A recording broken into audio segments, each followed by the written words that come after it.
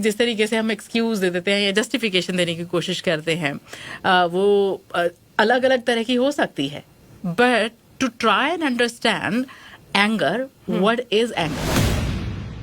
ਕਦੇ ਇਦਾਂ ਲੱਗਦਾ ਕਿ ਕਿਸੇ ਨੇ ਸਾਡੀ ਇਨਸਲਟ ਕੀਤੀ, ਕਿਸੇ ਨੇ ਸਾਨੂੰ ਗਲਤ ਬੋਲਿਆ। ਇਹ ਆਈਸਬਰਗ ਦੇ ਨੀਚੇ ਦੀਆਂ ਚੀਜ਼ਾਂ। कहते कि ये गुस्सा मैं किसी को कंट्रोल क्यों दूं कि वो मेरे इमोशंस को कंट्रोल कर सके। क्या है ऐसा जो इन लोगों में गुस्से को और भी ज्यादा बढ़ा देता है। ਜੇ ਤੁਸੀਂ ਦੇਖਦੇ ਹੋ ਕਿ ਬੱਚਿਆਂ ਦੇ ਵਿੱਚ ਗੁੱਸਾ ਜਿਹੜਾ ਉਹ ਬਹੁਤ ਬਣਦਾ ਜਾ ਰਿਹਾ ਹੈ, ਕੀ ਉਹ ਉਹਨਾਂ ਨੇ ਅਡਾਪਟ ਤਾਂ ਨਹੀਂ ਕੀਤਾ ਆਪਣੀ ਹੀ ਫੈਮਿਲੀ ਦੇ ਕਿਸੇ ਮੈਂਬਰ ਤੋਂ।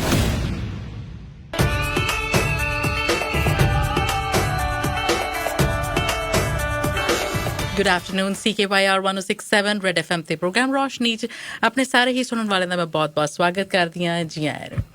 ਅੱਜ ਦੇ ਪ੍ਰੋਗਰਾਮ ਰੋਸ਼ਨੀ ਦੇ ਵਿੱਚ ਅਸੀਂ ਗੱਲਬਾਤ ਕਰਨੀ ਹੈ ਕਿ ਅਕਸਰ ਤੁਸੀਂ ਆਲੇ ਦੁਆਲੇ ਦੇ ਵਿੱਚ ਲੋਕਾਂ ਨੂੰ ਵੇਖਦੇ ਹੋ ਜਿਨ੍ਹਾਂ ਨੂੰ ਬਹੁਤ ਛੇਤੀ ਗੁੱਸਾ ਆ ਜਾਂਦਾ।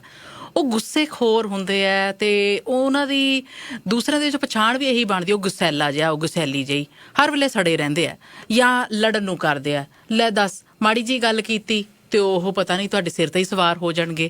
ਸੋ ਇਸ ਕਰਕੇ ਕੁਝ ਲੋਕ ਸਪੈਸ਼ਲੀ ਜਿਹੜੇ ਉਹਨਾਂ ਦੇ ਵਿਸਿਨਿਟੀ 'ਚ ਰਹਿਣ ਵਾਲੇ ਨੇ, ਜਿਹੜੇ ਉਹਨਾਂ ਦੇ ਆਲੇ ਦੁਆਲੇ ਹਰ ਵੇਲੇ ਯਾਨੀ ਕਿ ਪਰਿਵਾਰ ਵਾਲੇ ਰਹਿਣ ਵਾਲੇ ਨੇ, ਕਈ ਵਾਰੀ ਡਰ ਦੇ ਮਾਰੇ ਗੱਲ ਵੀ ਨਹੀਂ ਕਰਦੇ ਤੇ ਕਈ ਵਾਰੀ ਉਹਨਾਂ ਦਾ ਭੈ ਆਪਣੇ ਹੀ ਘਰ ਪਰਿਵਾਰ ਦੇ ਵਿੱਚ ਇੰਨਾ ਕੁ ਵੱਧ ਜਾਂਦਾ ਆ ਕਿ ਜਦੋਂ ਉਹ ਘਰ ਦੇ ਵਿੱਚ ਐਂਟਰੀ ਲੈਂਦੇ ਆ, ਹਰ ਕੋਈ ਆਪੋ ਆਪਣੇ ਕਮਰੇ 'ਚ ਵੜ ਜਾਂਦਾ ਹੈ ਕਿ ਇਹਨਾਂ ਦੇ ਮੋਹਰੇ ਹੋਣ ਨਾਲੋਂ ਚੰਗਾ। ਪਰ ਦੇਰ ਆਰ ਪੀਪਲ ਜਿਨ੍ਹਾਂ ਨਾਲ ਉਹਨਾਂ ਨੇ ਗੱਲਬਾਤ ਕਰਨੀ ਆ, ਉਹਨਾਂ ਦਾ ਵਾਹ ਪੈਣਾ ਹੀ ਪੈਣਾ, ਉੱਥੋਂ ਬਚਿਆ ਨਹੀਂ ਜਾ ਸਕਦਾ। ਪਰ ਕੀ ਇਹ ਅਸੀਂ ਉਹਨਾਂ ਦੇ ਗੁੱਸੇ ਤੋਂ ਬਚਣ ਦੀ ਕੋਸ਼ਿਸ਼ ਕਰਦੇ ਹਾਂ ਜਾਂ ਫਿਰ ਕਿਤੇ ਨਾ ਕਿਤੇ ਉਹਨਾਂ ਨੂੰ ਦੱਸਣ ਦੀ ਕੋਸ਼ਿਸ਼ ਕਰੀਏ ਕਿ ਬਈ ਤੁਹਾਡਾ ਗੁੱਸਾ ਜਿਹੜਾ ਉਹ ਪ੍ਰੋਬਲਮ ਬਣ ਰਿਹਾ ਹੈ। ਜਾਂ ਫਿਰ ਇੱਕ ਚੋਇਸ ਇਹ ਵੀ ਹੈ ਕਿ ਉਹ ਪਰਟੀਕੂਲਰ ਵਿਅਕਤੀ ਜਿਹੜੇ ਨੇ ਉਹ ਆਪਣੇ ਆਪ ਵਾਸਤੇ ਸੋਚਣ ਵਿਚਾਰਨ ਕਿ ਹਾਂ ਮੇਰੀ ਇਹ ਗੁੱਸੇ ਦੀ ਪ੍ਰੋਬਲਮ ਹੈ।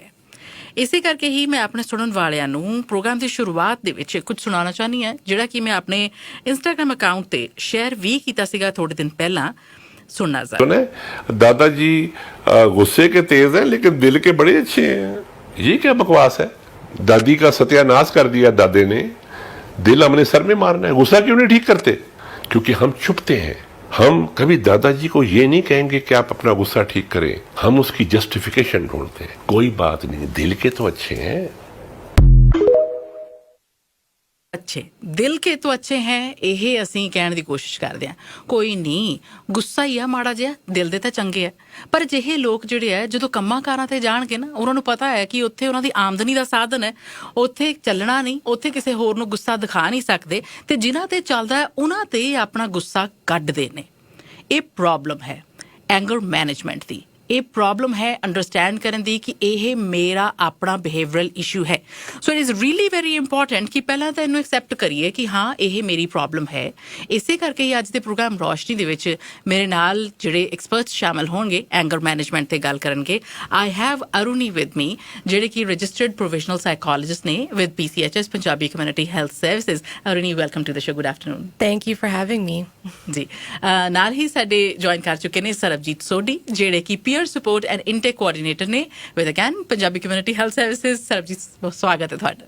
Thank you Gurpreet. ਸਾਰਿਆਂ ਨੂੰ ਸੁਣਨ ਵਾਲਿਆਂ ਨੂੰ ਮੇਰੇ ਵੱਲੋਂ ਸਤਿ ਸ਼੍ਰੀ ਅਕਾਲ। जी, सो जे ਅਸੀਂ शुरुआत करिए, अरुणी आपने बात सुनी जी कि जिस तरीके से हम एक्सक्यूज दे देते हैं या जस्टिफिकेशन देने की कोशिश करते हैं, वो अलग अलग तरह की हो सकती है, but to try and understand anger, what is anger. हाँ जी, सो पहली चीज़ है जो एंगर है वो एक भावना है, इमोशन है, बहुत इंटेंस फीलिंग है जो हमारी नॉर्मल बिहेवियर को बदल देती है।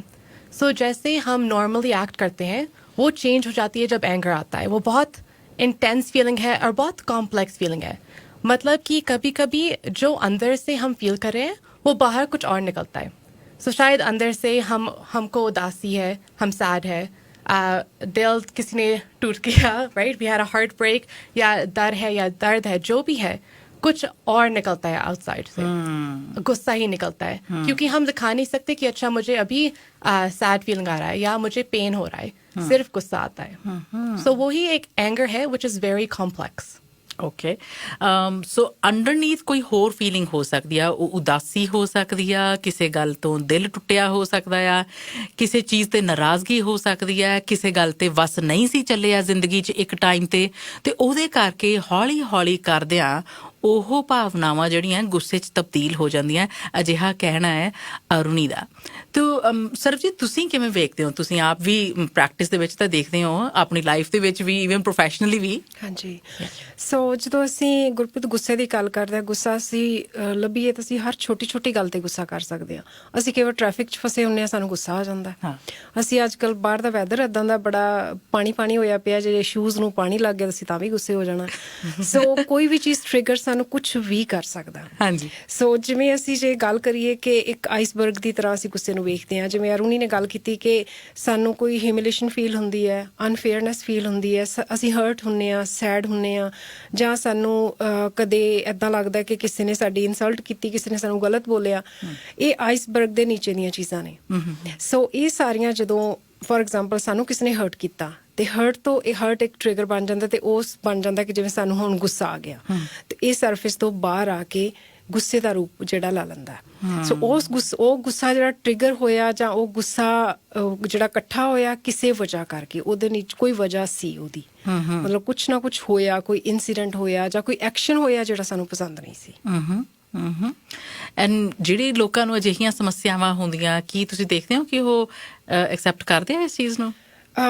ਬਹੁਤ ਮੁਸ਼ਕਿਲ ਹੈ ਕਹਿਣਾ, ਕਿਉਂਕਿ ਜ਼ਿਆਦਾਤਰ ਲੋਕ ਕਹਿੰਦੇ ਨੇ ਕਿ ਜਿਹੜਾ ਮੈਨੂੰ ਗੁੱਸਾ ਆਇਆ ਨਾ ਉਹ ਇਸ ਗੱਲ ਕਰਕੇ ਆਇਆ, ਇਸ ਇਨਸਾਨ ਕਰਕੇ ਆਇਆ, ਮੇਰਾ ਗੁੱਸਾ ਜਾਇਜ਼ ਹੈ, ਮੇਰਾ ਗੁੱਸਾ ਜਾਇਜ਼ ਹੈ। ਸੋ ਨਾਰਮਲੀ ਅਸੀਂ ਦੇਖਦੇ ਹਾਂ ਕਈ ਵਾਰ ਕਹਿੰਦੇ ਆ ਕਿ ਜੇ ਮੈਨੂੰ ਗੁੱਸਾ ਆਇਆ ਸੀ ਨਾ, ਇਹਨੇ ਸਾਹਮਣੇ ਵਾਲੇ ਨੇ ਆ ਬੋਲਿਆ ਤੇ ਮੈਨੂੰ ਜ਼ਿਆਦਾ ਗੁੱਸਾ ਆ ਗਿਆ। ਪਰ ਗੱਲ ਇਹ ਹੁੰਦੀ ਹੈ ਕਿ ਗੁੱਸਾ ਉਹਨਾਂ ਦਾ ਆਪਣਾ ਬਿਹੇਵੀਅਰ ਹੈ, ਕਿਸੇ ਦੇ ਕਰਕੇ ਤੁਹਾਨੂੰ ਗੁੱਸਾ ਨਹੀਂ ਆਉਂਦਾ। ਗੁੱਸਾ ਤੁਹਾਨੂੰ ਤਾਂ ਆਉਂਦਾ ਕਿਉਂਕਿ ਤੁਹਾਡਾ ਕੰਟਰੋਲ ਨਹੀਂ ਹੈਗਾ। ਤੁਸੀਂ ਐਕਸ਼ਨਸ ਤੇ ਜਿਹੜਾ ਜ਼ਿਆਦਾ ਧਿਆਨ ਦਿੰਦੇ ਹੋ, ਕਿਸੇ ਘਰ 'ਚ ਬੱਚਿਆਂ ਨੇ ਖਲਾਰਾ ਪਾਇਆ, ਤੁਹਾਨੂੰ ਗੁੱਸਾ ਆ ਗਿਆ, ਪਰ ਇਹ ਨਹੀਂ ਦੇਖਦੇ ਕਿ ਤਾਂ ਨਾਰਮਲ ਐਕਸ਼ਨ ਹੈ ਬੱਚਿਆਂ ਦਾ, ਤੁਹਾਡਾ ਬਿਹੇਵੀਅਰ ਉਹਨੂੰ ਕੰਟਰੋਲ ਕਰਨਾ ਕਿ ਇਹ ਤਾਂ ਉਹਨਾਂ ਨੇ ਕਰਨਾ ਹੀ ਹੈ। ਪਰ ਕੀ ਉਹਨੂੰ ਡਿਫਰੈਂਟ ਵੇ ਨਾਲ ਦੇਖਿਆ ਜਾ ਸਕਦਾ, ਕਿ ਦੇਖਿਆ ਜਾ ਸਕਦਾ ਕਿ ਇਹ ਉਹਨਾਂ ਨੇ ਕੀਤਾ ਤੇ ਮੈਂ ਕੰਟਰੋਲ ਕਿਵੇਂ ਕਰਾਂ, ਮੈਂ ਉਹਨਾਂ ਨੂੰ ਇਹ ਚੀਜ਼ ਐਕਸਪਲੇਨ ਕਿਵੇਂ ਕਰਾਂ ਕਿ ਇਹ ਚੀਜ਼ ਮੈਨੂੰ ਵਧੀਆ ਨਹੀਂ ਲੱਗਦੀ ਜਾਂ ਇਹ ਕੀ ਹੋ ਸਕਦੀ ਹੈ ਨਾ। ਸੋ ਜਦੋਂ ਅਸੀਂ ਇਹ ਕਹਿੰਦੇ ਹਾਂ ਕਿ ਤੁਹਾਡੀ ਪ੍ਰੋਬਲਮ ਹੈ ਬਿਹੇਵੀਅਰ, ਗੁੱਸਾ ਆਣਾ ਤੁਹਾਡਾ ਇਸ਼ੂ ਹੈ, ਤਾਂ ਉੱਥੇ ਪ੍ਰੋਬਲਮ ਆ ਜਾਂਦੀ, ਉੱਥੇ ਮੰਨਣਾ ਸਭ ਦੇ ਲਈ ਮੁਸ਼ਕਿਲ ਹੋ ਜਾਂਦਾ। ਪਰ ਜਦੋਂ ਮੇਰੇ ਖਿਆਲ 'ਚ ਸਾਡਾ ਐਂਗਰ ਮੈਨੇਜਮੈਂਟ ਦਾ ਗਰੁੱਪ ਵੀ ਚੱਲਦਾ ਤੇ ਜਦੋਂ ਗੱਲ ਕਰੀ ਦੀ ਹੈ ਉਹਦੇ ਵਿੱਚ ਵੀ ਤੁਸੀਂ ਅਸੈਪਟ ਕਰੋ, ਪਹਿਲਾ ਸਟੈਪ ਇਹ ਹੈ। ਪਹਿਲਾਂ ਵੈਸੇ ਹਰ ਚੀਜ਼ ਦਾ ਸਟੈਪ ਇਹ ਹੀ ਹੁੰਦਾ ਕਿ ਤੁਸੀਂ ਅਸੈਪਟ ਕਰੋ, ਤਾਂ ਉਹਨਾਂ ਲਈ ਮੁਸ਼ਕਿਲ ਹੁੰਦਾ। ਪਰ ਜਦੋਂ ਉਹਨਾਂ ਨੂੰ ਉਹ ਸਮਝਦੇ ਆ ਕਿ ਐਕਚੁਅਲ ਹੈ ਕੀ ਇਹ ਚੀਜ਼, ਤਾਂ ਫਿਰ ਕਈ ਅਸੈਪਟ ਵੀ ਕਰ ਲੈਂਦੇ ਨੇ, ਪਰ ਇਨੀਸ਼ੀਅਲੀ बहुत हार्ड होता है। राइट। एक बार मैं डिस्कोर्स अटेंड कर रही और रुनी उसमें बोल रहे हैं, वो कहते कि ये गुस्सा मैं किसी को कंट्रोल क्यों दूं कि वो मेरे इमोशंस को कंट्रोल कर सके। एग्जैक्टली, है ना, कि हम ये बोलते मैनू गुस्सा चढ़ा आता, उन्हें गल इदां दी कही। There are times when you feel helpless कि सामने वाले ने गलत बात बोली है और आपको उस चीज पे गुस्सा आता है और जायज है जी। और देयर आर टाइम्स जब आप you let the other person की जो भी गलत है वो बोलते ही जा रहे हैं और आप सामने से कुछ बोलते नहीं हैं, then also you are being taken for granted. पर वो जो गुस्सा बन गया धीरे धीरे, वो फिर प्रेशर कुकर की तरह जब सीटी बजती है या फटने वाला हो जाता है तो वो किसी और के सामने है, वो उनके सामने नहीं है। सो वही होता है गुस्सा की बात की, जब गुस्सा आता है फिर हम सोचते नहीं है क्लियरली, सिर्फ हम रिएक्शन देते हैं।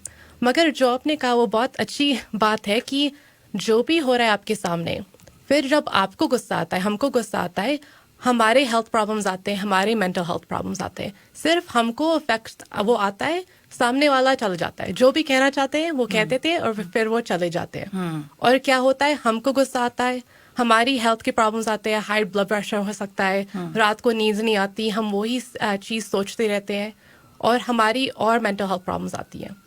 सो जो भी होता है, गुस्सा ऐसी चीज है कि हमको ही इफेक्ट करता है, किसी और को नहीं होता। अच्छा, मेरा वस नहीं चलता, सरबजीत इदां दी फीलिंग आंदी है ते इस करके भी ਉਹ ਗੁੱਸਾ ਬਣੀ ਜਾਂਦਾ ਹੈ? ਹਾਂਜੀ, ਇੱਕ ਤਰ੍ਹਾਂ ਦਾ ਨਾ ਗੁਰਪ੍ਰੀਤ ਬਿਹੇਵੀਅਰ ਬਣ ਜਾਂਦਾ। ਜਦ ਤੁਸੀਂ ਕਿਸੇ ਚੀਜ਼ ਨੂੰ ਪਸੰਦ ਨਹੀਂ ਕਰਦੇ ਤਾਂ ਜਦੋਂ ਉਹਦੇ ਅਗੇਂਸਟ ਤੁਹਾਨੂੰ ਤੁਸੀਂ ਸ਼ੋਅ ਕਰਨਾ ਕਿ ਮੈਨੂੰ ਪਸੰਦ ਨਹੀਂ ਆਈ ਚੀਜ਼, ਤਾਂ ਉਹ ਬਹੁਤ ਈਜ਼ੀ ਹੈ। ਜਿਹੜਾ ਗੁੱਸਾ ਵੀ, ਜਿਵੇਂ ਅਰੁਣੀ ਨੇ ਗੱਲ ਕੀਤੀ, ਇੱਕ ਇਮੋਸ਼ਨ ਹੈ, ਸਭ ਤੋਂ ਪਹਿਲਾਂ ਨਿਕਲ ਕੇ ਬਾਹਰ ਆਉਂਦਾ। ਸੋ ਸਭ ਤੋਂ ਪਹਿਲਾ ਰਿਐਕਸ਼ਨ ਸਾਡਾ ਇਹੀ ਆਉਂਦਾ ਕਿ ਮੈਨੂੰ ਇਹ ਚੀਜ਼ ਪਸੰਦ ਨਹੀਂ, ਉਹਦੇ ਅਗੇਂਸਟ ਤੁਸੀਂ ਗੁੱਸਾ ਕਰੋ। ਉਹਦੇ ਅਗੇਂਸਟ ਤੁਸੀਂ ਇੱਕ ਤਰ੍ਹਾਂ ਨਾਲ ਨੈਗੇਟਿਵਿਟੀ ਕ੍ਰੀਏਟ ਕਰ ਲਓ ਆਪਣੇ ਮਾਈਂਡ 'ਚ, ਤੇ ਫਿਰ ਇਹਨੂੰ ਓਪੋਜ਼ ਕਰਕੇ ਕਹੋ ਕਿ ਇਹ ਗਲਤ ਹੋਇਆ। ਸੋ ਉਹ ਥੋੜੇ ਲਾਊਡ ਜਾਂ ਡਿਫਰੈਂਟ ਤਰੀਕੇ ਨਾਲ ਕਹੋ ਕਿ ਤੁਹਾਡੀ ਬੋਡੀ ਜਾਂ ਮੈਂਟਲੀ ਤੁਸੀਂ, ਤੁਹਾਡੇ ਤੋਂ ਸ਼ੋ ਹੋਵੇ, ਤੁਹਾਡੀ ਲੈਂਗੁਏਜ ਤੋਂ ਜਾਂ ਤੁਹਾਡੀ ਬੋਡੀ ਤੋਂ ਸ਼ੋ ਹੋਵੇ ਕਿ ਤੁਹਾਨੂੰ ਗੁੱਸਾ ਆਇਆ ਹੋਵੇ। ਸੋ ਇੱਕ ਬੜਾ ਨਾਰਮਲ ਜਿਹਾ ਬਿਹੇਵੀਅਰ ਹੈ ਜਿਹੜਾ ਲੋਕੀ ਸ਼ੋ ਕਰਦੇ ਨੇ ਉਸ ਚੀਜ਼ ਦੇ ਅਗੇਂਸਟ, ਜਿਹੜੀ ਉਹਨਾਂ ਦੇ ਮਨ ਦੇ ਅਕੋਰਡਿੰਗਲੀ ਨਹੀਂ ਹੋ ਰਹੀ ਹੁੰਦੀ। ओके, फिजियोलॉजिकल चेंजेस कैसी आती हैं अरुणी जब आपको गुस्सा आ जाता है, then there are things that you feel that मेरी बॉडी में ऐसी चेंजेस आई हैं? हाँ बिल्कुल। सो जब गुस्सा आता है, पहली चीज़ जो होती है, हमारा हार्ट रेट बढ़ जाता है, राइट। हम सब लोग कहते हैं कि मुझे अपना इतना अवेयरनेस है कि हार्ट रेट इतना फास्ट जा रहा है। फिर ब्लड प्रेशर हाई हो सकता है, ब्रीदिंग इंक्रीज हो जाती है, सो सांस बहुत जल्दी जल्दी जाती है, गर्मी होती है शरीर में, फिर वी स्टार्ट स्वेटिंग। सो वो सारी चीज़ें आती हैं। मगर किसी लोगों को वो होती है हेडेक्स, स्टमक पेन्स और इंसोम्निया, जैसे हमने बात की कि रात को नींद नहीं आती। और उसके ज़्यादा भी हो सकती है, बात उससे ज़्यादा बढ़ सकती है कि अगर हमको ज़्यादा गुस्सा आता है, सो हम कहते हैं कि कोई लोग शॉर्ट टेम्पर्ड होते हैं, बात बात पे गुस्सा आता है। सो उनके शरीर में लॉन्ग टर्म इफेक्ट्स हो सकते हैं। सो उनके पास हाई ब्लड प्रेशर होगा, हार्ट अटैक्स रिस्क है, स्ट्रोक का रिस्क है। वो सारी चीज़ें लॉन्ग टर्म इफेक्ट होती है जब आपको ज़्यादा गुस्सा आता है।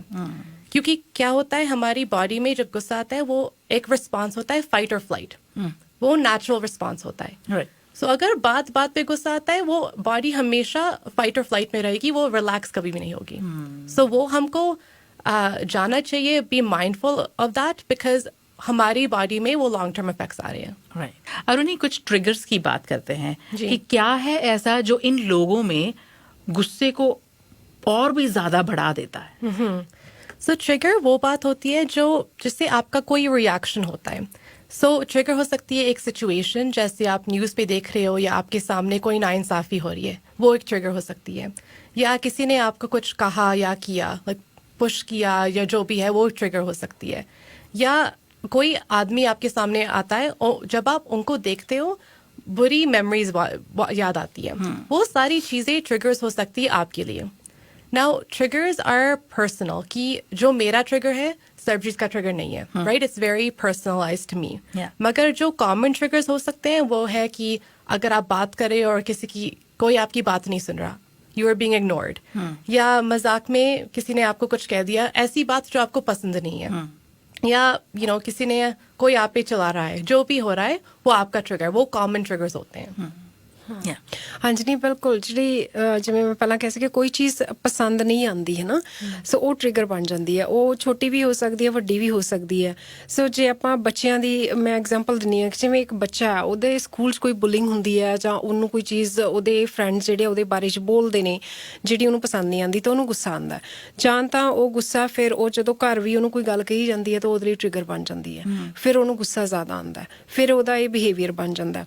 ਉਹੀ ਗੁੱਸਾ ਉਹ ਕੋਈ ਸਿਬਲਿੰਗ ਤੇ ਜਾਂ ਪੇਰੈਂਟਸ ਤੇ ਕੱਢਦਾ। ਹੋ ਸਕਦਾ ਸੇਮ ਗੱਲ ਪੇਰੈਂਟਸ ਨੂੰ ਪਤਾ ਹੀ ਨਾ ਹੋਵੇ ਕਿ ਸਕੂਲ 'ਚ ਕੋਈ ਇੱਦਾਂ ਦੀ ਗੱਲ ਹੋਈ ਹੈ, ਤਾਂ ਉਹ ਬੱਚੇ ਦੇ ਲਈ ਉਹ ਟ੍ਰਿਗਰ ਬਣ ਜਾਂਦਾ, ਕਿਉਂਕਿ ਉਹਨੂੰ ਲੱਗਦਾ ਕਿ ਇਹ ਗੱਲ ਪਹਿਲਾਂ ਵੀ ਹੋਈ ਹੈ ਸਕੂਲ 'ਚ ਜਾਂ ਕਿਤੇ ਵੀ ਫਰੈਂਡਸ ਦੇ ਵਿੱਚ, ਮੈਨੂੰ ਇਹ ਪਸੰਦ ਨਹੀਂ ਆਈ, ਤਾਂ ਇਹ ਦੁਬਾਰਾ ਫਿਰ ਰਿਪੀਟ ਹੋਈ ਹੈ। ਅੱਛਾ, ਘਰ 'ਚ ਵੀ ਮੇਰੇ ਨਾਲ ਇਦਾਂ ਕਰਨ ਲੱਗ ਗਿਆ, ਇਦਾਂ ਹੀ ਹੋ ਰਿਹਾ। ਸੋ ਉਹ ਉਹਦੇ ਲਈ ਹਮੇਸ਼ਾ ਲਈ ਇੱਕ ਟ੍ਰਿਗਰ ਬਣ ਜਾਂਦਾ। ਸ਼ਾਇਦ ਉਹ ਜਿਵੇਂ ਜਿਵੇਂ ਵੱਡਾ ਹੁੰਦਾ, ਫਿਰ ਉਹ ਸੇਮ ਫੀਲਿੰਗ ਲੈਂਦਾ ਕਿ ਇਹ ਮੈਨੂੰ ਸ਼ਾਇਦ ਜਾਣ ਬੁੱਝ ਕੇ ਤਾਂ ਨਹੀਂ ਬੋਲੀ ਜਾਂਦੀ ਚੀਜ਼, ਸ਼ਾਇਦ ਉਹ ਕਿਸੇ ਨੂੰ ਪਤਾ ਵੀ ਨਾ ਹੋਵੇ।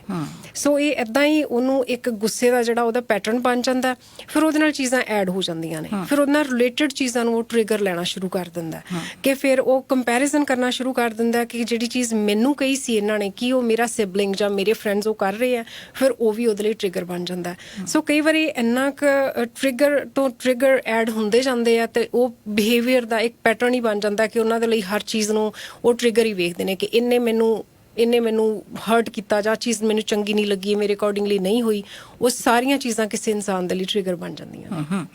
We've got a message from Amar. ਉਹਨਾਂ ਨੇ ਕਿਹਾ ਹੈ ਕਿ Gurpreet ji, I love to have this show ਰੋਸ਼ਨੀ recorded, ਤਾਂ ਕਿ ਮੈਂ ਆਪਣੇ ਬੱਚੇ ਨੂੰ ਸੁਣਾ ਸਕਾਂ ਜੋ ਕਿ ਸਕੂਲ 'ਚ ਪੜ੍ਹਦੇ ਨੇ। ਅਸੀਂ ਬੱਚੇ ਦੀ ਐਗਜ਼ਾਮਪਲ ਲਈ, ਸੋ ਮੈਨੂੰ ਲੱਗਿਆ ਕਿ ਇਹ ਗੱਲ ਸਾਂਝੀ ਕਰ ਦੇਣੀ ਜ਼ਰੂਰੀ ਹੈ।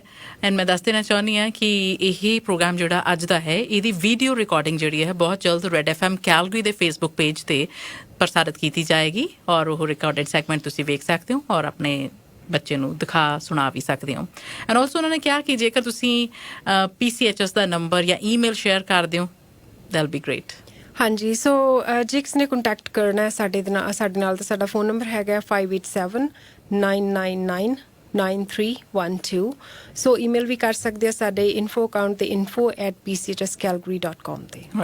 अच्छा अरुणी, जैसे हमने बात की कि गुस्सा घरों में है, पर हम ये कह देते हैं कि वो कोई बात नहीं, थोड़ा बहुत तो चलता ही है, परिवारों में ऐसा होता ही है। क्या इसे नॉर्मलाइज कर रहे हैं हम और ये जनरेशन टू जनरेशन आगे चलता जाता है? हाँ, हम नॉर्मलाइज करते हैं मगर हमको करना नहीं चाहिए।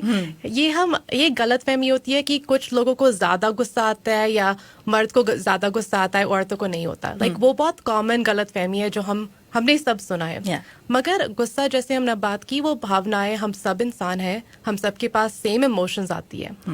फर्क ये है कि हम कैसे दिखाते हैं, राइट? अगर आपको गुस्सा आता है और आप चुप हो जाते हो, आप अकेले बैठते हो, या और आपकी भाई को गुस्सा आता है, वो चलाते हैं, दोनों को सेम लेवल गुस्सा आ रहा है, मगर फर्क है वो दूसरे तरीके से दिखा रहे हैं। सो ये बहुत इंपॉर्टेंट चीज़ हम कहते हैं, रिपीटेडली कहते हैं कि गुस्सा आपको कंट्रोल नहीं करता, आप गुस्सा को कंट्रोल कर सकते हैं। सो जब भी वो फीलिंग आती है, आपके पास वो कंट्रोल में है कि आप चेंज कर सकते हो अपने बिहेवियर्स। ਰਾਈਟ। ਅੱਛਾ, ਤੇ ਕੀ ਔਰਤਾਂ ਦੇ ਵਿੱਚ ਤੇ ਆਦਮੀਆਂ ਦੇ ਵਿੱਚ ਜਦੋਂ ਗੁੱਸੇ ਦੇ ਸੰਬੰਧ ਦੇ ਵਿੱਚ ਆਪਣੀਆਂ ਭਾਵਨਾਵਾਂ ਵਿਅਕਤ ਕਰਨੀਆਂ, ਆਪਣੀਆਂ ਗੱਲਾਂ ਕਹਿਣੀਆਂ, ਤਾਂ ਉਹਨਾਂ ਦੀ ਪ੍ਰਤੀਕਿਰਿਆ ਵੱਖਰੀ ਹੋਏਗੀ? ਕੀ ਉਹਨਾਂ ਦੇ ਰਿਐਕਸ਼ਨਸ ਡਿਫਰੈਂਟ ਨੇ? ਇਹਦੇ ਬਾਰੇ ਗੱਲਬਾਤ ਅਸੀਂ ਜਾਰੀ ਰੱਖਾਂਗੇ ਪ੍ਰੋਗਰਾਮ ਰੋਸ਼ਨੀ ਦੇ ਵਿੱਚ। ਇੱਕ ਗੱਲ ਕਹਿੰਦੇ ਹੁੰਦੇ ਆ, ਨਿਪ ਇਨ ਦ ਬਡ, ਕਹਿਣ ਦਾ ਮਤਲਬ ਕਿ ਜਦੋਂ ਕੋਈ ਸਮੱਸਿਆ ਸ਼ੁਰੂ ਹੁੰਦੀ ਨਜ਼ਰ ਆਉਂਦੀ ਹੋਵੇ, ਉਹਨੂੰ ਉੱਥੇ ਹੀ ਕੰਟਰੋਲ ਕਰ ਲਿਆ ਜਾਏ, ਰੋਕ ਲਿਆ ਜਾਏ, ਤਾਂ ਕਿ ਉਹ ਵਧੇ ਨਾ। ਤੇ ਇਸੇ ਤਰ੍ਹਾਂ ਹੀ ਗੁੱਸੇ ਨੂੰ ਲੈ ਕੇ ਵੀ ਹੈ। ਜੇ ਤੁਸੀਂ ਦੇਖਦੇ ਹੋ ਕਿ ਬੱਚਿਆਂ ਦੇ ਵਿੱਚ ਗੁੱਸਾ ਜਿਹੜਾ ਉਹ ਬਹੁਤ ਬਣਦਾ ਜਾ ਰਿਹਾ ਹੈ, ਕੀ ਉਹ ਉਹਨਾਂ ਨੇ ਅਡਾਪਟ ਤਾਂ ਨਹੀਂ ਕੀਤਾ ਆਪਣੀ ਹੀ ਫੈਮਿਲੀ ਦੇ ਕਿਸੇ ਮੈਂਬਰ ਤੋਂ? ਜਾਂ ਫਿਰ ਜੇ ਉਹਨਾਂ ਦਾ ਗੁੱਸਾ ਕਿਤੇ ਹੋਰ ਆ ਰਿਹਾ ਆ ਔਰ ਉਹਦੀ ਫਾਈਂਡਿੰਗ ਜੇ ਅਸੀਂ ਦੇਖੀਏ, ਇਨਵੈਸਟੀਗੇਟ ਕਰੀਏ ਕਿ ਸਕੂਲ ਤੋਂ ਇਹ ਲੈ ਕੇ ਆ ਰਿਹਾ, ਸਿੱਖ ਰਿਹਾ ਕਿਸੇ ਕੋਲੋਂ, ਕੀ ਹੋ ਰਿਹਾ ਆ, ਤਾਂ ਫਿਰ ਉਦੋਂ ਹੀ ਅਸੀਂ ਬੱਚੇ ਨੂੰ ਸਿਖਾ ਦਾਂਗੇ। ਪਰ ਜੇ ਅਸੀਂ ਉਹਦੇ ਗੁੱਸੇ ਨੂੰ ਵੇਖ ਕੇ ਉਹਦੀਆਂ ਸਾਰੀਆਂ ਮਰਜ਼ੀਆਂ ਮੰਨਣ ਲੱਗ ਜਾਈਏ, ਤਾਂ ਫਿਰ ਇਹਦਾ ਮਤਲਬ ਇਹ ਹੈ ਕਿ ਅਸੀਂ ਉਹਨੂੰ ਵਧਾਵਾ ਦੇ ਰਹੇ ਹਾਂ। ਅਗਾਂਹ ਤੋਂ ਬੱਚੇ ਨੂੰ ਵੀ ਪਤਾ ਚੱਲ ਜਾਂਦਾ ਕਿ ਇੱਦਾਂ ਦਾ ਟੈਂਟਰਮ ਦਿਖਾਓ ਤੇ ਸਾਰੇ ਜਣੇ ਮੇਰੇ ਮੋਹਰੇ ਝੁਕਣ ਲੱਗ ਜਾਂਦੇ ਆ, ਈਵਨ ਮੇਰੇ ਪੇਰੈਂਟਸ ਵੀ ਮੇਰੀ ਗੱਲ ਮੰਨ ਜਾਂਦੇ ਆ। ਸਰਬਜੀਤ, ਕੀ ਕਹਿਣਾ ਤੁਹਾਡਾ? ਹਾਂਜੀ, ਨਹੀਂ ਬਿਲਕੁਲ ਇਹ ਹੁੰਦਾ ਹੈ ਕਿ ਗੁੱਸਾ ਆਉਂਦਾ ਕਿਵੇਂ ਹੈ, ਪਹਿਲੀ ਗੱਲ ਤਾਂ ਇਹ ਜਾਣਨਾ ਬੜਾ ਜ਼ਰੂਰੀ ਹੈ। ਸੋ ਜੇ ਅਸੀਂ ਕਿ ਉਹਨੂੰ ਸਕੂਲ 'ਚੋਂ ਆਉਂਦਾ, ਸਕੂਲ 'ਚ ਕੋਈ ਇੱਦਾਂ ਦਾ ਇੰਸੀਡੈਂਟ ਹੋਇਆ, ਅਤੇ ਕਈ ਵਾਰ ਇੱਦਾਂ ਵੀ ਹੋ ਸਕਦਾ ਕੋਈ ਬੱਚਾ ਘਰ ਤੋਂ ਸਿੱਖਦਾ, ਜਾਂ ਤਾਂ ਕਿਸੇ ਫੈਮਿਲੀ ਮੈਂਬਰ ਤੋਂ ਉਹਨੇ ਸਿੱਖਿਆ ਕਿ ਘਰ 'ਚ ਕਿਸੇ ਨੂੰ ਗੁੱਸਾ ਆਇਆ, ਉਹਨੇ ਗੱਲ ਕੀਤੀ ਤਾਂ ਉਹਨੂੰ ਲੱਗਿਆ ਕਿ ਇਹ ਬਾਕੀ ਸਾਰੇ ਚੁੱਪ ਹੋ ਗਏ, ਜਾਂ ਉਹਨਾਂ ਦਾ ਰਿਐਕਸ਼ਨ ਬੜਾ ਪੋਜ਼ੀਟਿਵ ਸੀ, ਤਾਂ ਉਹਨੇ ਫੈਮਿਲੀ ਮੈਂਬਰਸ ਤੋਂ ਲਰਨ ਕਰ ਲਿਆ ਕਿ ਸੇਮ ਮੈਂ ਵੀ ਕਰ ਸਕਦਾ। ਸੋ ਇਹ ਦੋਨੋਂ ਹੀ ਚੀਜ਼ਾਂ ਨੇ, ਕਈ ਵਾਰ ਬਾਹਰੋਂ ਸਿੱਖ ਕੇ ਆਉਂਦਾ ਜਾਂ ਘਰੋਂ ਉਹਨਾਂ ਦੇ ਐਕਸ਼ਨਸ ਦੇ ਨਾਲ। ਪਰ ਜਦੋਂ ਗੁੱਸਾ ਆਉਂਦਾ ਵੀ, ਜੇ ਆਪਾਂ ਬੱਚਿਆਂ ਦੀ ਗੱਲ ਕਰੀਏ, ਤਾਂ ਇਹ ਬਿਲਕੁਲ ਜ਼ਰੂਰੀ ਨਹੀਂ ਕਿ ਉਹਨਾਂ ਦੀ ਹਰ ਗੱਲ ਮੰਨਣੀ ਹੈ। ਸਭ ਤੋਂ ਜ਼ਰੂਰੀ ਹੈ ਉਹਨਾਂ ਨੂੰ ਸਮਝਣਾ, ਉਹਨਾਂ ਨੂੰ ਪੁੱਛਣਾ ਕਿ how do you feel, why are you going through ਦਿਸ, ਹੈ ਨਾ, ਤੈਨੂੰ ਗੁੱਸਾ ਆ ਰਿਹਾ, ਐਗਜ਼ੈਕਟ ਵਰਡ ਯੂਜ਼ ਕਰੋ ਕਿ ਕੀ ਫੀਲ ਕਰ ਰਿਹਾ। ਜ਼ਿਆਦਾ ਤੋਂ ਜ਼ਿਆਦਾ ਸੁਣਨ ਦੀ ਕੋਸ਼ਿਸ਼ ਕਰੋ ਕਿ ਉਹ ਐਕਸਪ੍ਰੈਸ ਕਰਨ ਐਗਜ਼ੈਕਟਲੀ ਕਿ ਤੈਨੂੰ ਗੁੱਸਾ ਆ ਰਿਹਾ, ਉਹ ਵਰਡ ਯੂਜ਼ ਕਰੋ ਜਿਹਦੇ ਨਾਲ ਉਹ ਪ੍ਰੋਪਰ ਐਕਸਪਲੇਨ ਕਰੇ, ਨਾ ਕਿ ਉਹ ਤੂੰ ਆਹ ਕੀ ਕਰੀ ਜਾਂਦਾ, ਤੂੰ ਇੱਦਾਂ ਕਿਉਂ ਫੀਲ ਕਰ ਰਿਹਾ, ਐਵੇਂ ਨਹੀਂ ਕਰਦਾ, ਆਹ ਚੀਜ਼ਾਂ ਕਿਉਂ ਸੁੱਟੀਆਂ। ਇਹਨਾਂ ਤੋਂ ਸਾਈਡ 'ਤੇ ਰੱਖ ਕੇ ਅਸੀਂ ਐਗਜ਼ੈਕਟਲੀ ਉਹਨਾਂ ਨੂੰ ਪੁੱਛਦੇ ਹਾਂ ਕਿ ਤੂੰ ਕੀ ਫੀਲ ਕਰ ਰਿਹਾ, ਗੁੱਸਾ ਆ ਰਿਹਾ, ਕਿਉਂ ਆ ਰਿਹਾ, ਕੀ ਵਜ੍ਹਾ ਕੀ ਹੈ, ਤੂੰ ਕਿਤੇ ਬਾਹਰ ਕੁਛ ਐਕਸਪੀਰੀਅੰਸ ਕੀਤਾ ਜਾਂ ਘਰੇ ਸਾਡੇ 'ਚੋਂ ਕਿਸੇ ਨੇ ਤੈਨੂੰ ਕੁਛ ਕਿਹਾ। ਮਤਲਬ ਜਦੋਂ ਅਸੀਂ ਬਹੁਤ ਕਲੀਅਰ ਕਮਿਊਨੀਕੇਸ਼ਨ ਕਰਦੇ ਹਾਂ ਤਾਂ ਉਹ ਬੜੀ ਜ਼ਰੂਰੀ ਹੈ, ਅਤੇ ਉਹ ਸਮਝਦੇ ਵੀ ਨੇ ਫਿਰ ਇਸ ਗੱਲ ਨੂੰ। ਫਿਰ ਨੈਕਸਟ ਟਾਈਮ ਜਦੋਂ ਇਹ ਕੋਈ ਇੱਦਾਂ ਦਾ ਇਮੋਸ਼ਨ ਜਾਂਦਾ ਤਾਂ ਉਹਨਾਂ ਨੂੰ एक्सप्लेन करना आ जाता है। राइट। अरुणी, यहाँ पे मैसेज शेयर करूँगी, हमारे लिसनर हैं, उन्होंने कहा है कि my younger 11 years old girl, वो ਵੱਡੇ ਵਾਲੇ ਤੋਂ ਜੈਲਸ ਹੋ ਜਾਂਦੇ ਆ and always spoil her moment of job or achievement जो कि good job की ਵੱਡੇ ਨੇ ਕੀਤੀ ਹੋਵੇ, and she thinks very negative and always in bad mood. If she needs something then she becomes very manipulative. ਤੇ ਕਹਿੰਦੇ ਕਿ sometimes it's okay but not always. I'm concerned about my younger daughter's nature.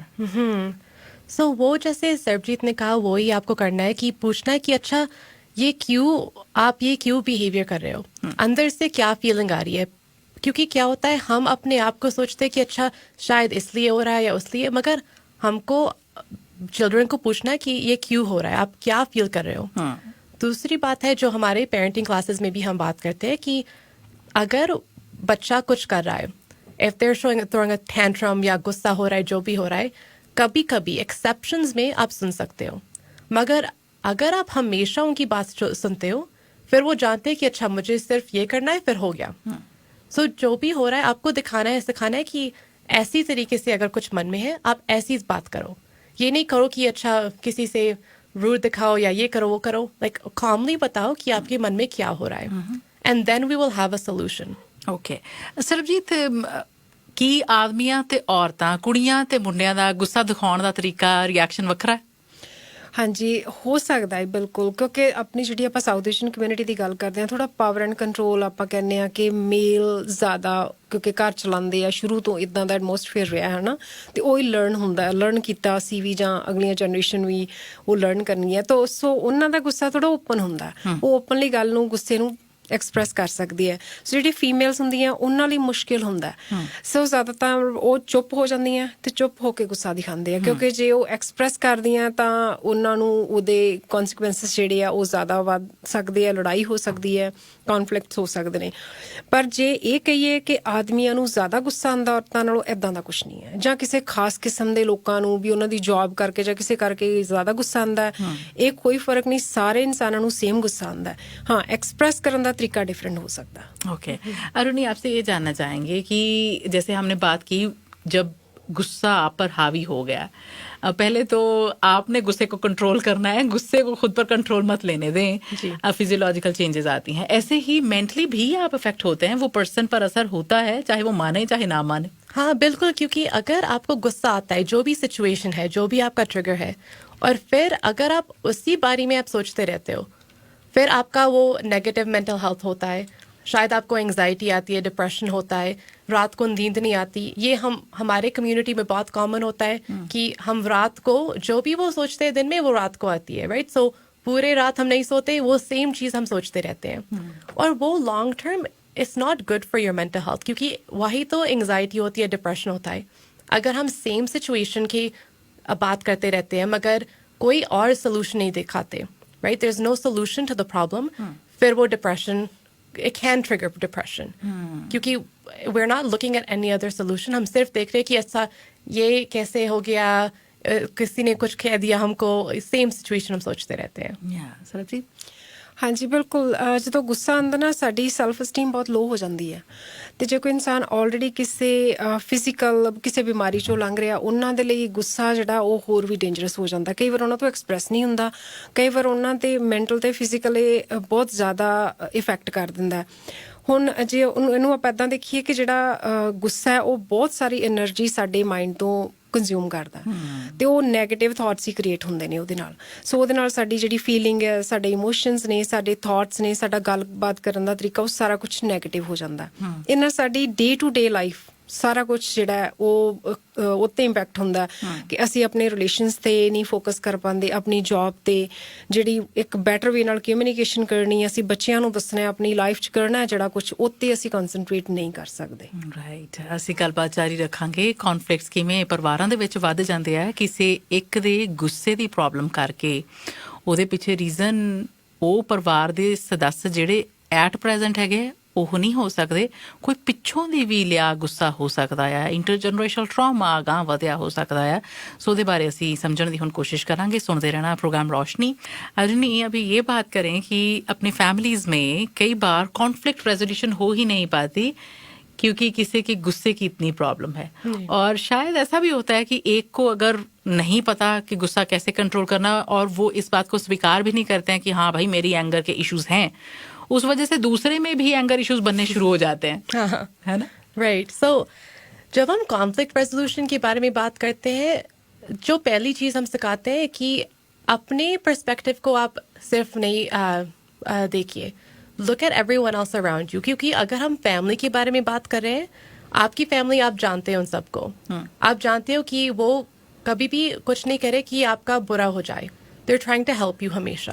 So अगर कोई भी conflict होता है घर पे, आप कामली देखिए कि अच्छा उनका पर्सपेक्टिव क्या है. वो क्या मुझे बताना चाहते हैं। क्योंकि अगर नॉर्मली जब गुस्सा आता है कि कोई सिचुएशन है और मुझे कंट्रोल करना है, और अगर सिचुएशन किसी और तरीके से जा रहा है, कोई और डायरेक्शन पे जा रहा है, तब गुस्सा आता है। सेम चीज़ होता है जब अगर आपके पास बच्चे हैं, आप चाहते हो कि बच्चा यही करे, स्कूल पे जाए, घर आए, पढ़ाई करे, लाइक फॉलो अ स्केड्यूल, मगर उनका मर्जी कुछ और है। तो फिर वो गुस्सा आता है और फिर हम कहते हैं कॉन्फ्लिक्ट रेजोल्यूशन। हाँ जी सर जी। ਹਾਂਜੀ ਬਿਲਕੁਲ। ਪਹਿਲਾਂ ਅਸੀਂ ਜੇ ਇਦਾਂ ਦੇਖੀਏ ਗੁਰਪ੍ਰੀਤ, ਕਿ ਇੱਕ ਘਰ ਦੇ ਵਿੱਚ ਅਗਰ 5 ਲੋਕ ਰਹਿੰਦੇ ਆ ਹਾਂਜੀ। ਤਾਂ ਉਹ ਸੇਮ ਨਹੀਂ ਹੋ ਸਕਦੇ। ਉਹਨਾਂ ਦੀ ਨੌਲੇਜ, ਉਹਨਾਂ ਦੀ ਸੋਚਣ ਦਾ ਤਰੀਕਾ, ਰਹਿਣ ਦਾ ਤਰੀਕਾ, ਈਵਨ ਦੋ ਕਿ ਸਿਬਲਿੰਗਸ ਨੂੰ ਵੀ ਦੇਖੋ ਸੇਮ ਨਹੀਂ ਹੋ ਸਕਦੇ। ਇਦਾਂ ਪੂਰੀ ਜੇ ਅਸੀਂ ਪੂਰੀ ਦੁਨੀਆ ਦੇ ਵਿੱਚ ਦੇਖੀਏ, ਕੋਈ ਵੀ ਸੇਮ ਨਹੀਂ ਹੈ। ਸੋ ਪਹਿਲੀ ਗੱਲ ਤਾਂ ਇਹੀ ਸਾਨੂੰ ਸਮਝਣੀ ਚਾਹੀਦੀ ਹੈ ਕਿ ਜਦੋਂ ਕਿਸੇ ਦੀ ਗੱਲ ਦਾ ਸਾਨੂੰ ਗੁੱਸਾ ਆਉਂਦਾ, ਕਿਸੇ ਨੇ ਕੁਝ ਕਿਹਾ, ਹੋ ਸਕਦਾ ਉਹਦੇ ਪਰਸਪੈਕਟਿਵ ਤੋਂ ਗੱਲ ਸਹੀ ਹੋਵੇ।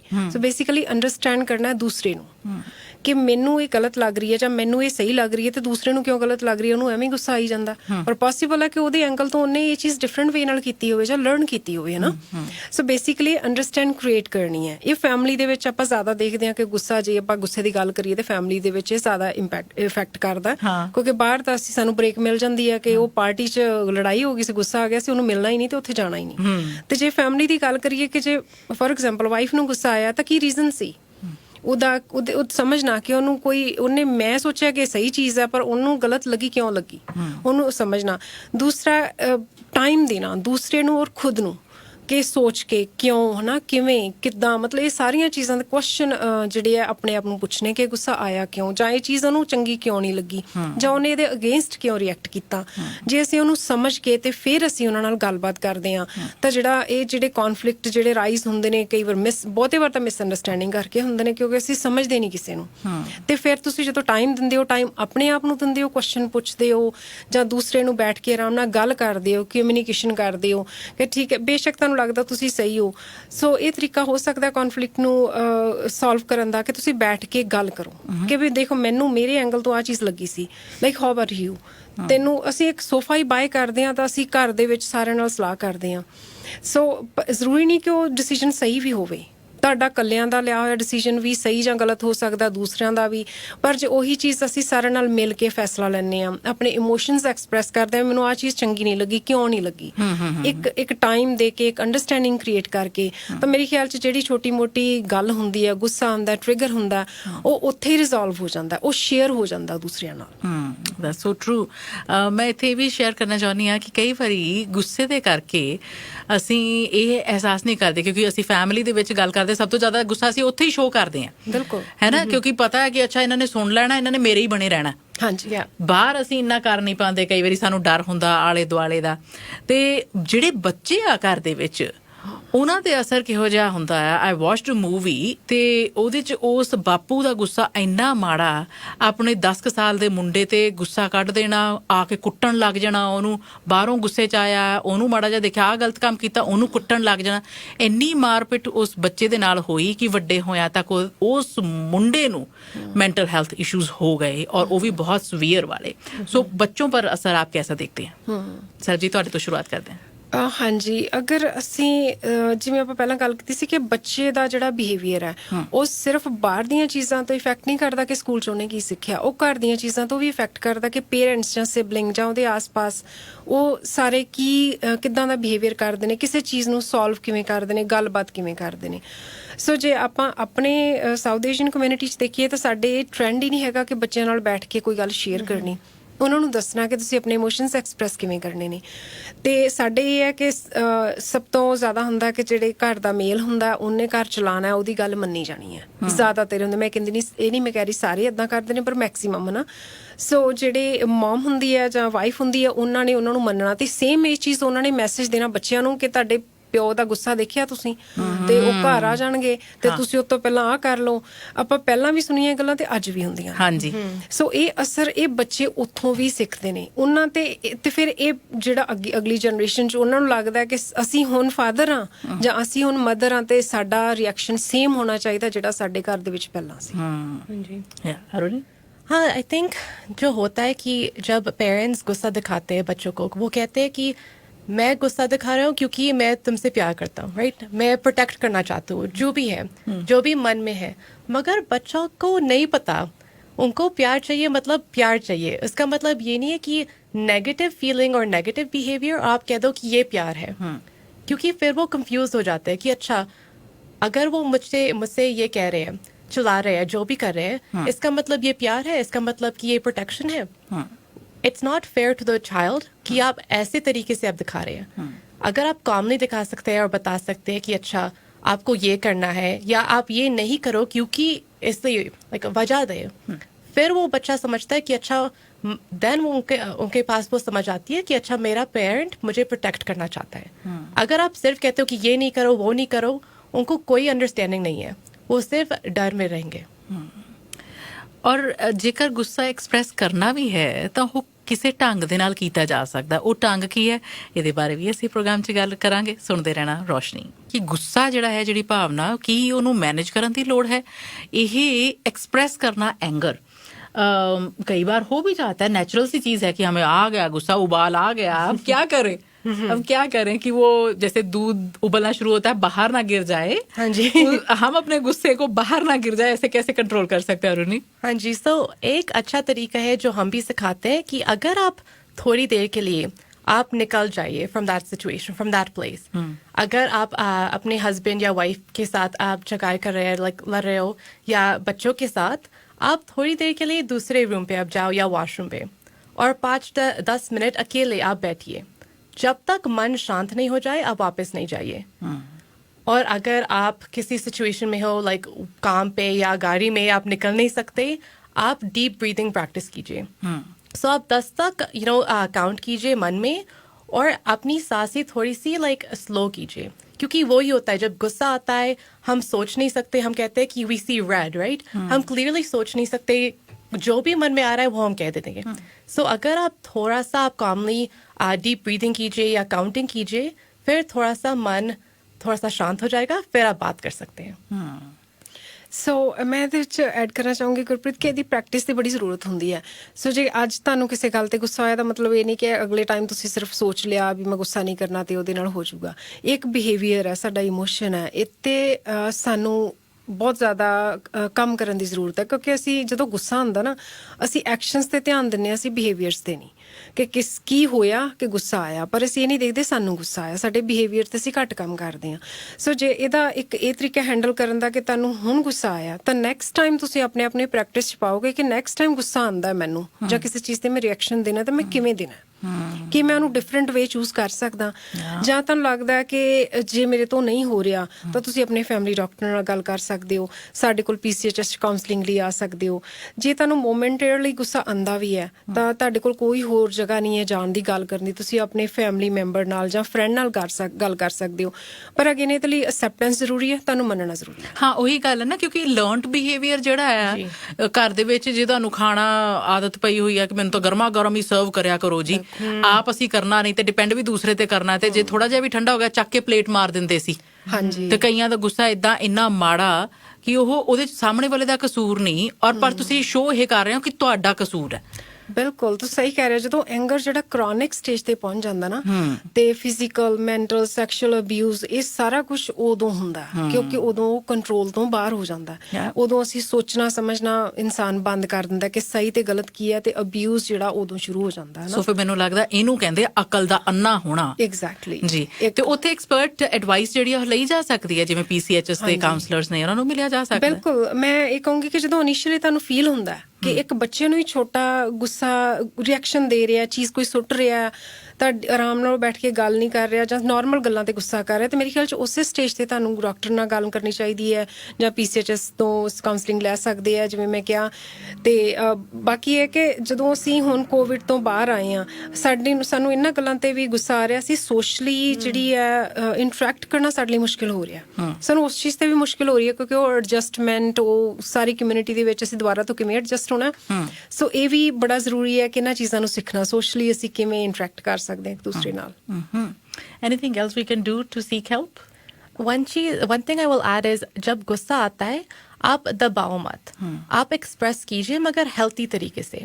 सो अगर आपके पास डायरी है या फोन पे, you can write it down, आप लिख सकते हो. अगर आप सिचुएशन अब हो गई और आपको वेंट करना है, किसी के साथ बात करना है, वो आप कीजिए, मगर अनहेल्थी तरीके से आप गुस्सा नहीं दिखाइए, मगर जब जब जैसे हमने बात की, पहली चीज है एक्सेप्टेंस। जब आप एक्सेप्ट करते हो कि अच्छा मुझे गुस्सा आ रहा है, फिर आप हेल्थी तरीके से आप डील कर सकते हो। That's right. ਸਰਬਜੀਤ, ਜਾਂਦੇ ਜਾਂਦੇ ਤੁਹਾਡਾ ਸੁਨੇਹਾ, ਫਾਈਨਲ ਮੈਸੇਜ। ਹਾਂਜੀ, ਮੈਂ ਜਸਟ ਕੁਇਕਲੀ ਐਡ ਕਰਨਾ ਚਾਹੂੰਗੀ ਕਿ ਅਸੀਂ ਕਹਿੰਦੇ ਹਾਂ ਕਿ ਇਮੋਸ਼ਨਸ ਨੂੰ ਐਕਸਪ੍ਰੈਸ ਕਰਨਾ, ਮੈਂ ਕਹੂੰਗੀ ਕਿ ਸੁਣਨਾ ਵੀ ਇੰਨਾ ਜ਼ਰੂਰੀ ਹੈ। ਜਦੋਂ ਤੁਸੀਂ ਦੂਸਰੇ ਨੂੰ ਸੁਣਨਾ ਸ਼ੁਰੂ ਕਰ ਦਿੰਦੇ ਹੋ, ਦੂਸਰੇ ਦੀ ਐਕਸਪ੍ਰੈਸ਼ਨਸ ਜਿਹੜੇ ਆ ਉਹ ਸਮਝਣਾ ਸ਼ੁਰੂ ਕਰ ਦਿੰਦੇ, ਤਾਂ ਗੁੱਸਾ ਵੈਸੇ ਹੀ ਕੰਟਰੋਲ 'ਚ ਆ ਜਾਂਦਾ। ਦੂਸਰੀ, ਜਿਵੇਂ ਆਪਾਂ ਸੋਸ਼ਲ ਉਹਦੀ ਗੱਲ ਕਰ ਰਹੇ ਸੀ, ਤਾਂ ਮੈਂ ਥੋੜ੍ਹੀ ਜਿਹੀ ਇਨਫੋਰਮੇਸ਼ਨ ਸ਼ੇਅਰ ਕਰੂੰਗੀ। ਸਾਡੇ PCGS ਕੈਲਗਰੀ, ਅਸੀਂ ਦਸੰਬਰ ਤੱਕ ਸਾਨੂੰ ਪੀਅਰ ਸਪੋਰਟ ਵੋਲੰਟੀਅਰਸ ਚਾਹੀਦੇ ਨੇ। ਅਗਰ ਤੁਹਾਨੂੰ ਲੱਗਦਾ ਹੈ ਕਿ ਤੁਸੀਂ ਇਸ ਫੇਸ 'ਚੋਂ ਲੰਘੇ ਹੋ ਜਿੱਥੇ ਤੁਹਾਨੂੰ ਗੁੱਸਾ ਆਉਂਦਾ ਸੀ, ਤੁਸੀਂ ਕੰਟਰੋਲ ਕਰਨਾ ਸਿੱਖਿਆ, ਜਾਂ ਮੈਂਟਲ ਹੈਲਥ ਜਾਂ ਐਡਿਕਸ਼ਨ ਜਾਂ ਡੋਮੈਸਟਿਕ ਵਾਇਲੈਂਸ, ਕੋਈ ਵੀ ਲਿਵਡ ਐਕਸਪੀਰੀਅੰਸ 'ਚੋਂ ਤੁਸੀਂ ਲੰਘੇ ਹੋ, ਤਾਂ ਤੁਸੀਂ ਸਾਨੂੰ ਅਪਰੋਚ ਕਰ ਸਕਦੇ ਹੋ, ਕਿਉਂਕਿ ਤੁਸੀਂ ਸਾਡੇ ਕਲਾਇੰਟਸ ਨੂੰ ਹੈਲਪ ਕਰ ਸਕਦੇ ਹੋ ਜਿਹੜੇ ਇਸ ਚੀਜ਼ 'ਚੋਂ ਲੰਘ ਰਹੇ ਨੇ, ਜਿਹੜੇ ਸਿੱਖਣਾ ਚਾਹੁੰਦੇ ਨੇ, ਉਹਨਾਂ ਨੂੰ ਮੋਟੀਵੇਸ਼ਨ ਦੀ ਜ਼ਰੂਰਤ ਹੈ, ਤਾਂ ਤੁਸੀਂ ਵੋਲੰਟੀਅਰ ਜਿਹੜੀ ਹੈ ਓਪਰਚੁਨਿਟੀ ਉਹ ਲੈ ਸਕਦੇ ਹੋ। ਤੇ ਓਬਵੀਅਸਲੀ ਤੁਸੀਂ ਬਿਜ਼ੀ ਰਹੋਗੇ, ਕਿਸੇ ਹੋਰ ਦੀ ਹੈਲਪ ਲਓਗੇ ਤਾਂ ਮੋਟੀਵੇਸ਼ਨ ਫੀਲ ਹੁੰਦੀ ਹੈ, ਤਾਂ ਇਹ ਇਮੋਸ਼ਨਸ ਜਿਹੜੇ ਨੈਗੇਟਿਵ ਇਮੋਸ਼ਨਸ ਨੇ ਹਮੇਸ਼ਾ ਹੀ ਦੂਰ ਰਹਿੰਦੇ ਆ ਫਿਰ। ਜੀ, that's beautiful, awesome. Thank you so much both of you for coming to the show. Thank you. Thank you so much.